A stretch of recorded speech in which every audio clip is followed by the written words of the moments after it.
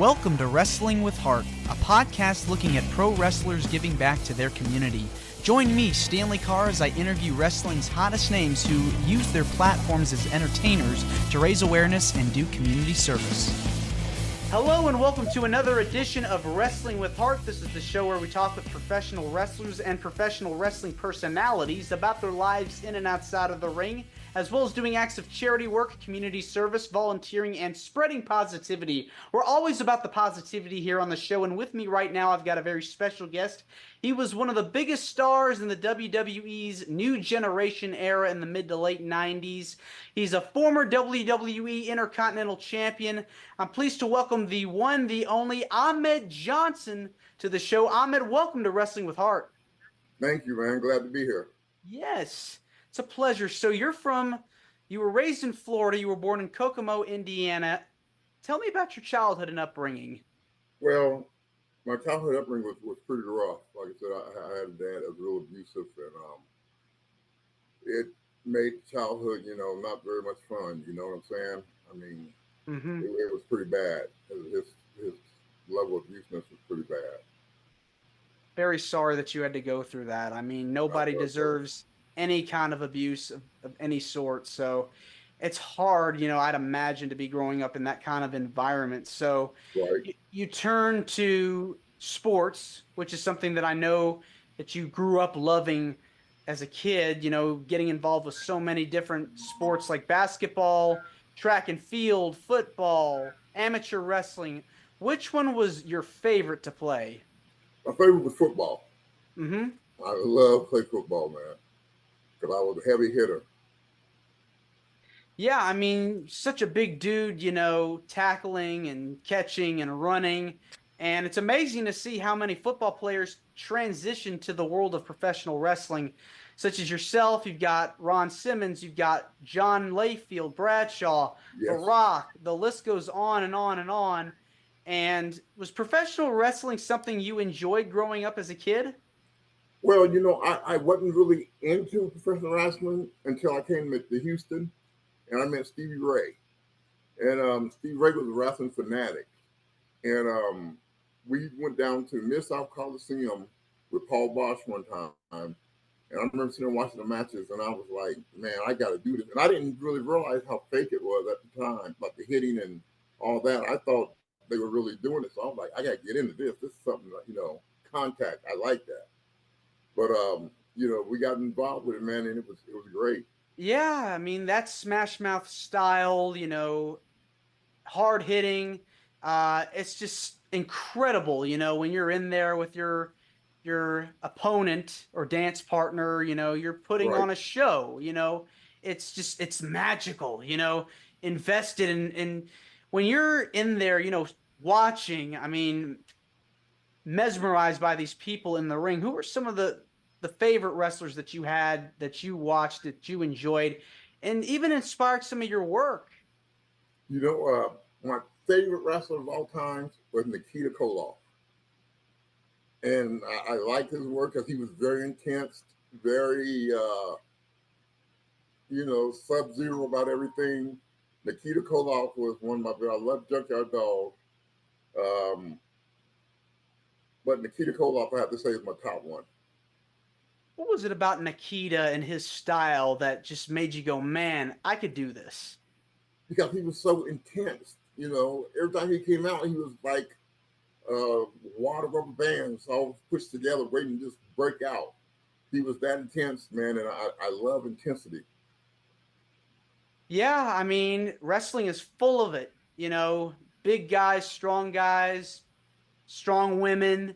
Yeah, You have to be. It's serious. yeah, So you train with Stevie Ray. You train under Ivan Putski, Scott yeah. Casey in the 80s.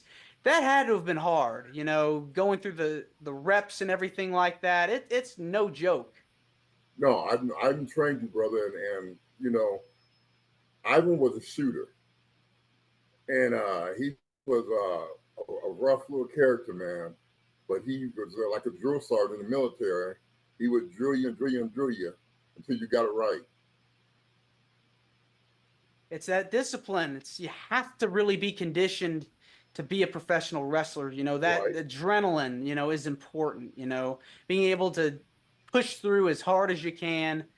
And do you remember any of the drills that you learned that, it's like repetition and Just the worst thing I used to hate to do, man, when he used to make us hit the rope, do a drop down leapfrog, hit the rope, drop down leapfrog.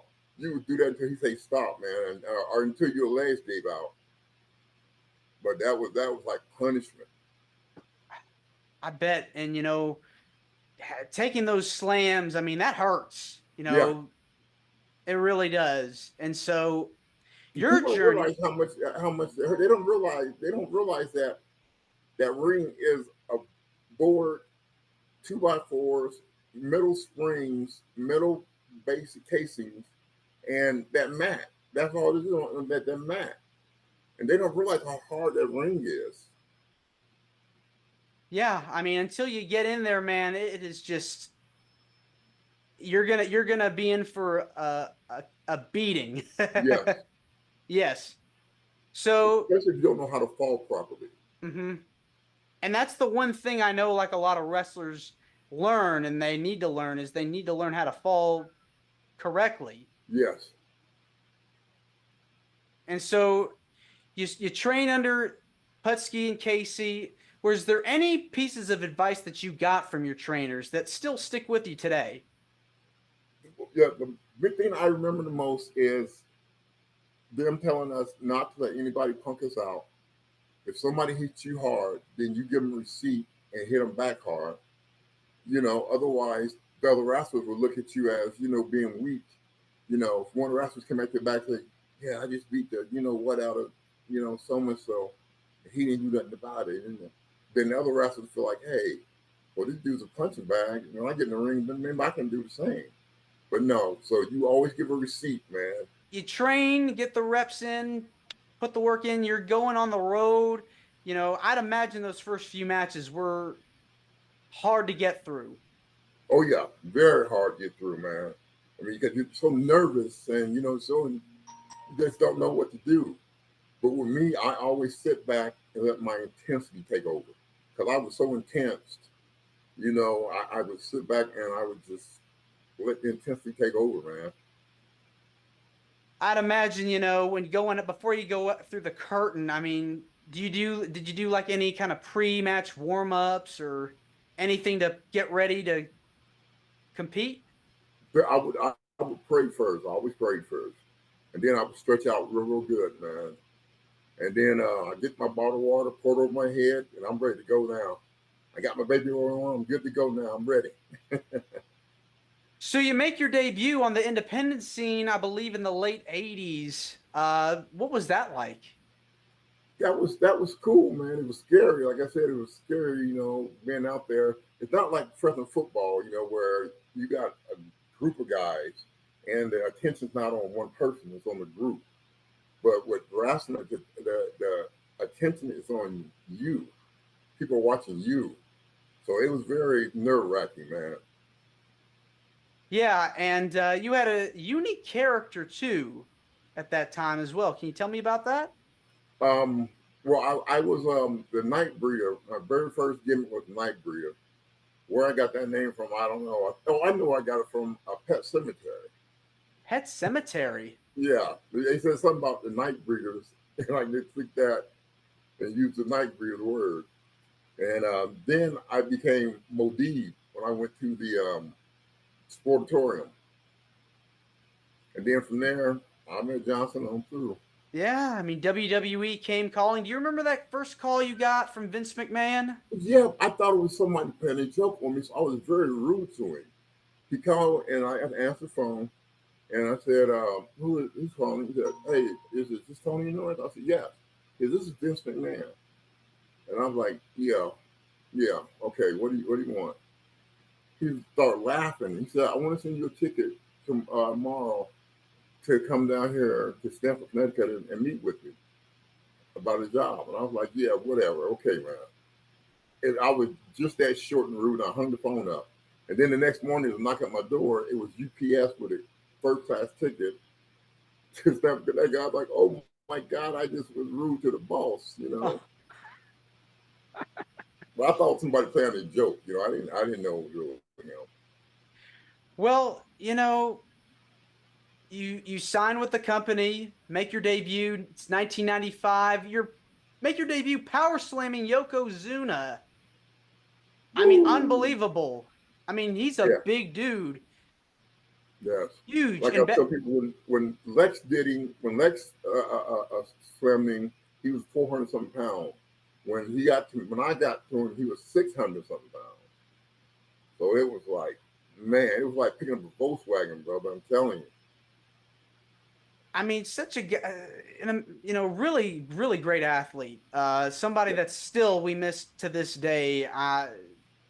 We need more big guys like that. yeah. Just you know, Joker was amazing, man. For 600 pounds and you could move like that in the ring. I mean, he was amazing, man. what was he like outside the ring? He was very funny. Uh, uh, you know, he had a moment when he got very private, but he was very very funny, man, and liked to play jokes on people, and he was just a good dude, man. He really was. Yeah, I mean, I've heard stories about him and Rikishi, listening to music on the road together. It just seems Yeah, like they had a really great time. yeah. So, you've worked with the who's who of talent in WWE, wrestling Jerry Lawler. And I keep forgetting about that belt. I beat Jerry Lawler in Memphis for the NWA belt. I keep forgetting that I have that belt. I was the champion down there. That's right. And I keep forgetting about that. You wrestled The Undertaker, Yeah. wrestled The Triple Funk. H. When I was down in NWA, my first match was against the Funk brother, Terry and Dory. Really? Oh yeah. You talking about scare? Man, I have seen them boys, work before. And I've seen them put some beating down on people, man. I was like, man, Oh, man. Yeah, no kidding. Terry and Dory Funk. Yeah, I mean, a fan favorite, winning the Intercontinental Championship, becoming the first African American Intercontinental Champion in history. I mean, that had to have felt good. Yes, sir, it did. It felt real good, to break down some barriers and open up the doors for other, black athletes to get in there. It was nice. I talked with Stevie Ray on the show. I had him as a guest, and we were talking about the evolution of black talent, black wrestlers in all companies. And it's amazing to see, 25 years later that you're seeing just a wide array of talent in all companies. The diversity has really kicked it up a notch. Main eventing shows, winning championships. I mean, how does it feel to be a part of that movement, that legacy that, is still going strong today? Well, you know what? I was so glad to have broke that barrier down and open that door for other black wrestlers. Because if you think about it, before I got there was really no black wrestlers getting a push or anything like that. And they were basically, unless you were Junkyard Dog, there's one in Ernie Ladd. But I can think of a few names that were great.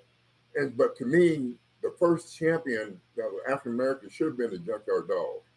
Because the Yeah, crowd loved him, man. he was so over. Yes, yes. He really was. I think they would have made a lot of money with him as champion. Yes, no doubt about that. You know, Ron Simmons, first WCW Yeah, champion. That was another historical moment too.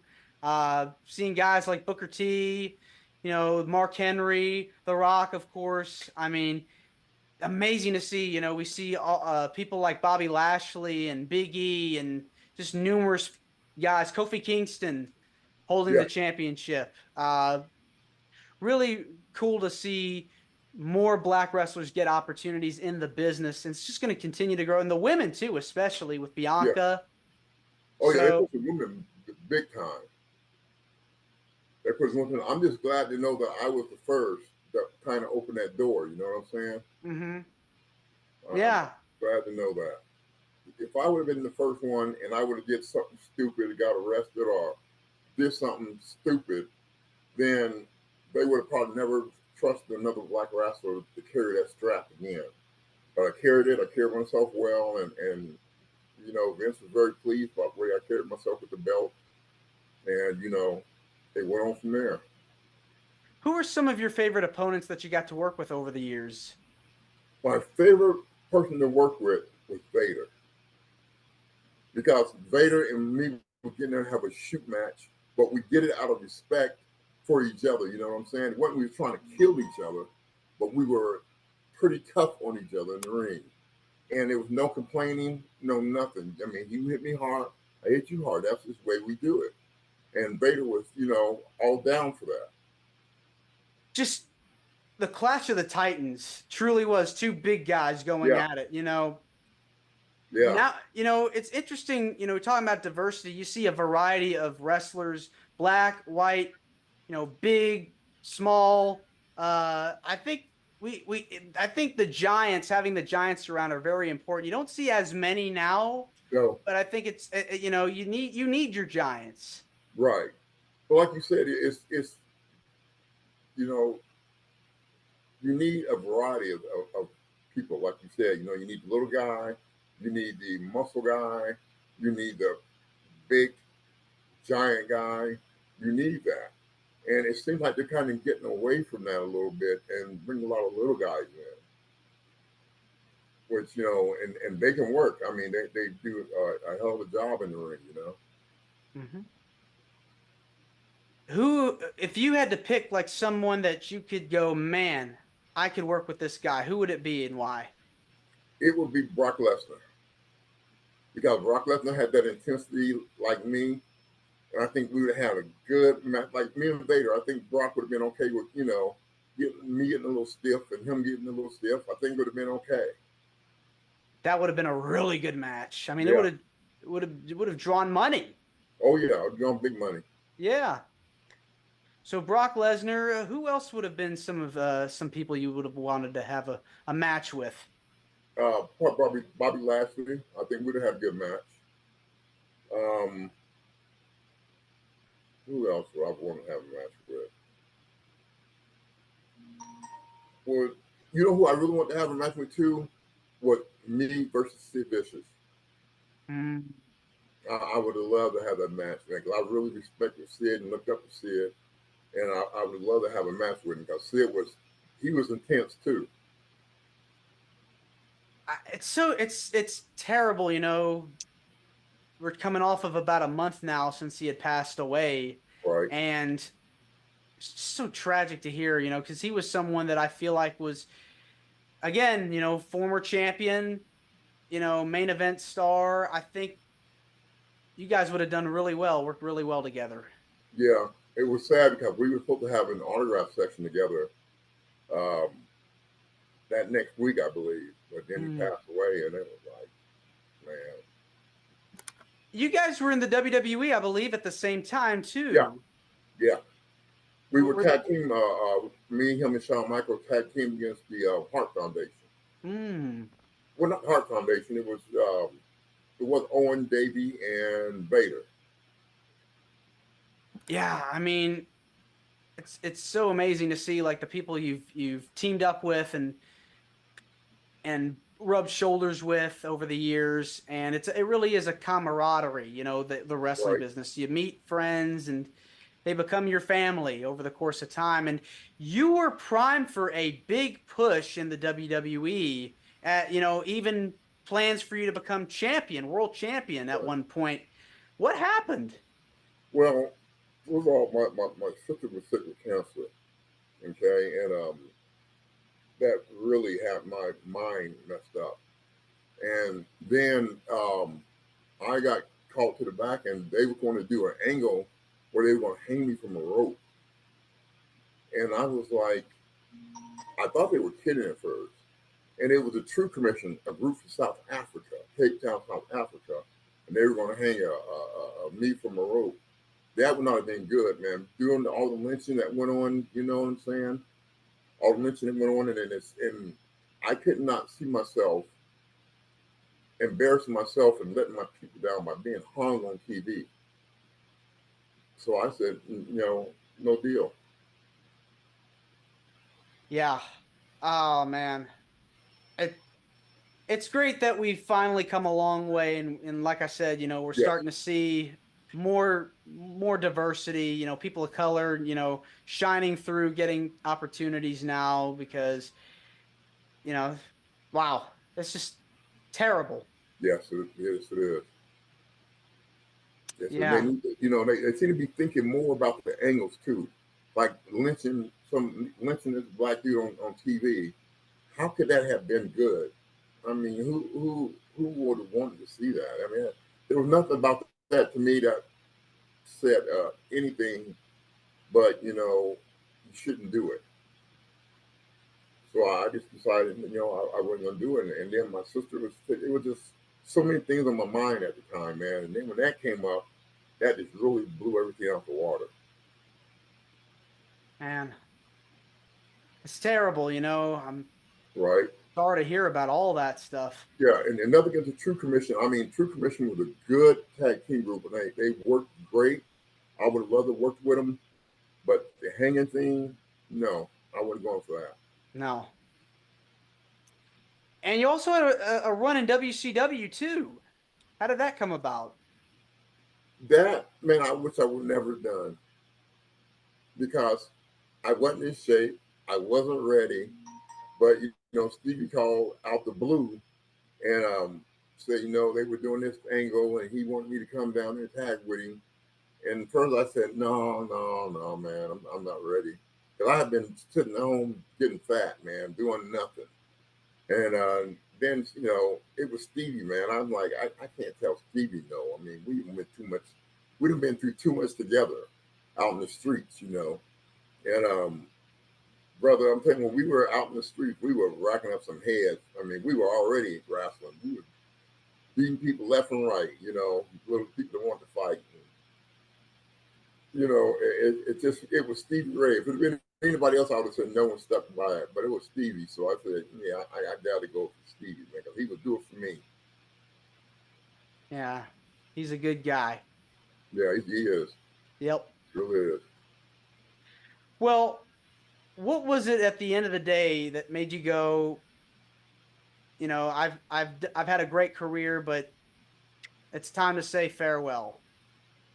Well, my back got messed up. I think I got messed up when I picked up Yokozuna, because when I picked Yokozuna up back then, I heard a pop in my back. Yeah. But and I think that's what did it. But it kept getting worse and worse and worse. And I never told nobody this but you. But I decided, where my back was feeling and my knees, I decided it's time to rack it up, man. Yeah. Well, I mean, all things considered, I mean, you've had such an amazing career, as we Yeah, said, Intercontinental champion, holder of the Kuwait Cup title, wrestling, NWA champion. yeah, wrestling so Uh, many legends. I mean, you can't complain about the body of work that you were able to put out, over the course of your career. no, I can't. Not at all. No. Let's switch gears now and talk about some of the stuff you've done outside of wrestling. I know you're very involved with charity work and done a lot of Mhm. stuff in your community. What kind of things have you done outside of the business over the years?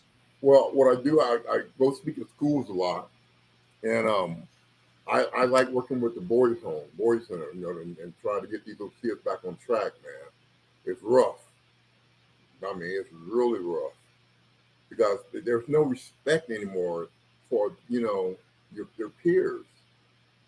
And but working with the boys at the boys center, man, it's rough, man. All I say about it is rough. I think it'll pay off though. I think if we can straight few of the knuckleheads, it'll pay off.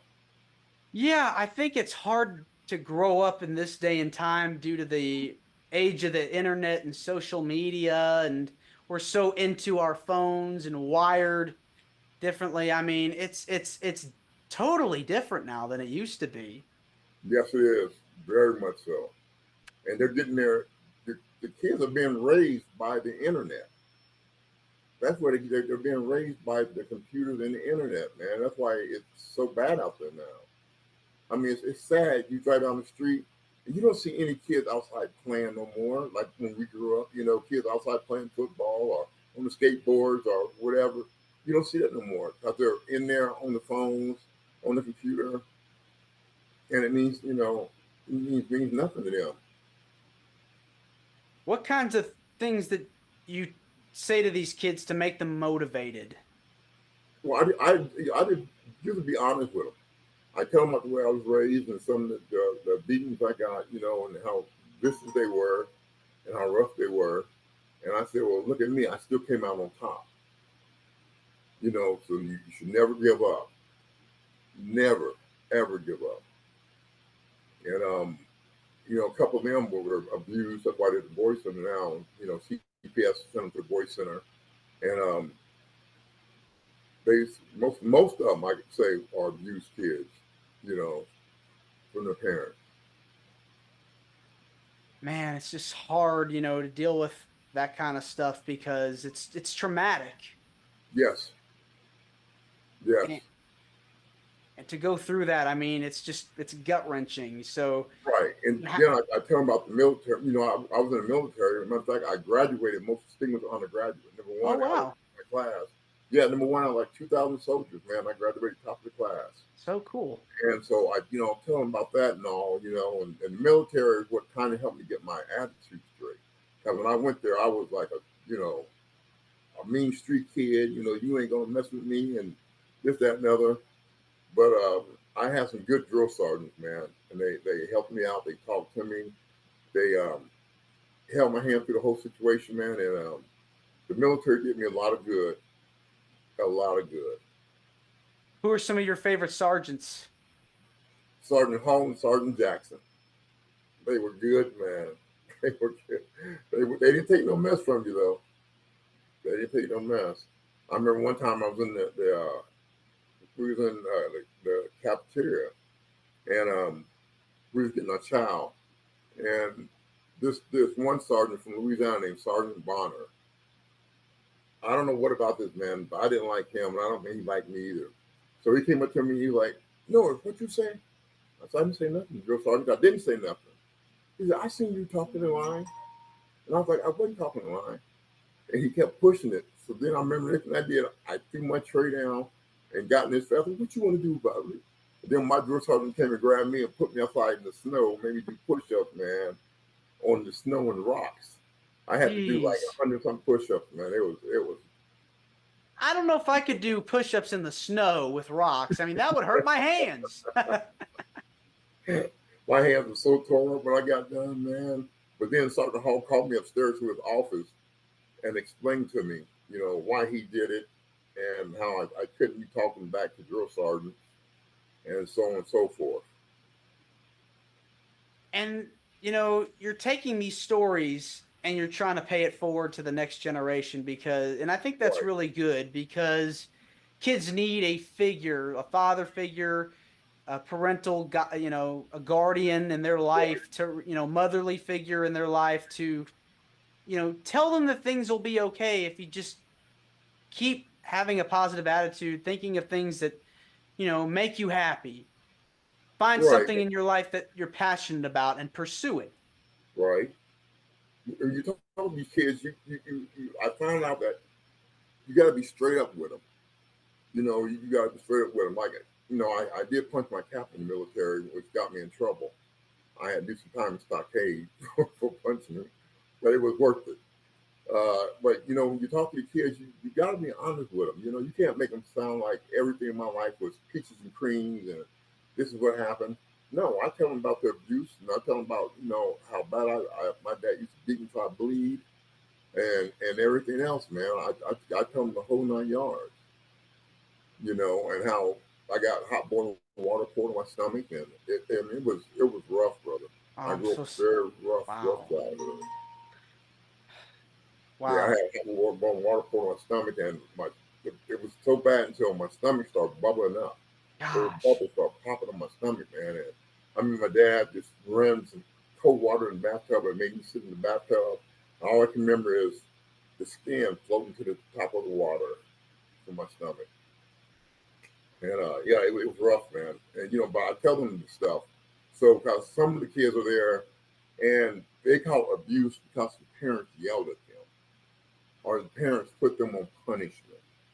and they say that was abusive. Brother, you don't know what abusive is. You have no idea what abusive is. Because your parents yell at you or tell you to clean up your room or do something, you don't, rebel against something like that. No. But it's a whole new generation, man, because, the internet is raising our kids. Mm-hmm. We're not raising the internet's raising them. Why do you feel passionate about helping out in your community? Because I noticed some out of, all the kids, I noticed some great kids out there. And I don't care if it's not with one kid. There's one kid that's going to listen and be very special when he grows up. And, I just love doing it, man. I love doing it. We have to pay it forward, because Yes. next generation, they're the future. And so they need to learn the rights and the wrongs of society and the world so they can grow up and be successful. Right. Because right now, what I'm seeing, man, I'm scared for the next generation. Yeah. I truly am. I'm scared for them. Yeah. All we can do is guide them in the right direction and hope for the best. Right. I agree. Well, Ahmed, this has been wonderful getting the chance to speak with you. I just want to say thank you for coming on to the show. It means a lot No to problem, me brother. and to my listeners and viewers that are watching this on YouTube. Where can people find more about you on social media? They just hit me up on Facebook or my Instagram, The Real Ahmed Johnson. The Real Ahmed Johnson. All right. Thanks again. Hey, brother. Appreciate you, man. Absolutely. Take care. All right. Bye-bye. Bye. This is Wrestling with Heart. I hope you found this podcast to be informative and entertaining. If you did, please hit the subscribe button and look out for the next edition.